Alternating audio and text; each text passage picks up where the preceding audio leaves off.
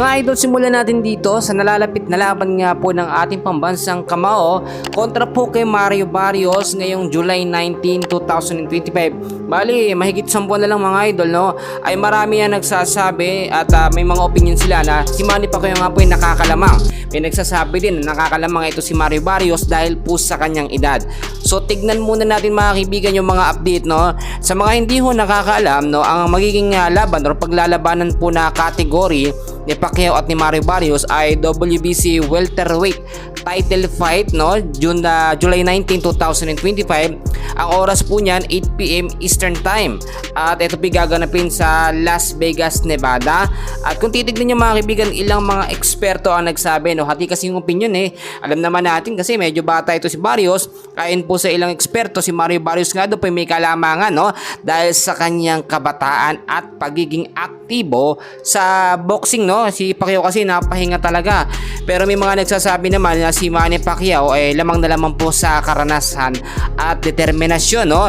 Yun na magpapanalo sa kanya. Si Freddie Roach nga po na kanyang trainer ay tagasanay ni Pacquiao to, no? Ay naniniwala na kaya manalo ni Pacquiao at madumi na ang laban kontra po dito kay Mario Barrios. Ito naman pong si Sugar Shane Mosley, isang dating nakakalaban po ni Manny Pacquiao, naniniwala rin na si Pacquiao ang mananalo, no? Dahil po sa kanyang experience at kayang-kayang i-knock out ni Pacquiao sa loob lamang ng ilang mga rounds. Pero para sa akin mga kaibigan, kung titignan natin, no, alanganin din talaga yung magiging sitwasyon dito ni Pacquiao. Kung hindi po kasi ibubuhos ni Pacquiao, kung hindi niya ayusin sa kanyang training at kung hindi siya magdisiplina sa kanyang mga kinakain, magdidelikado talaga siya. Ngayon kasi wala na tayong problema sa timbang, si Pacquiao nakuha niya na.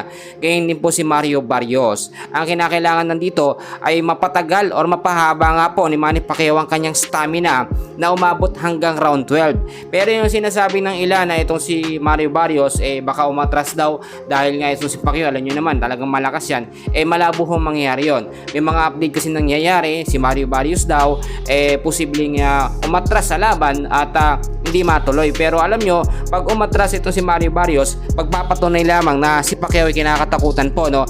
Hindi lamang sa bansang Amerika bagkos sa iba't ibang bansa sa larangan po ng boxing. Sa ngayon, tuloy-tuloy po ang pag-iensayo ni Manny Pacquiao. Wala ho siya sinasayang na pagkakataon, no? Kahit saglit na oras lang na pahingang ginagawa niya, tuloy agad siya sa pag-iensayo. Eto kasi magiging laban na ito talagang tatatak, no, sa bansang Pilipinas dahil marami ang taga-suporta ni Manny Pacquiao. May mga nagsasabi na dapat tapusin na ni Manny Pacquiao huling laban niya na to para makapagretiro na. Mamaya kasi mapuruan si Pacquiao, masira pa ang kanyang karir, no, or mabangisan pa or kaya madumihan pa ang kanyang mga record.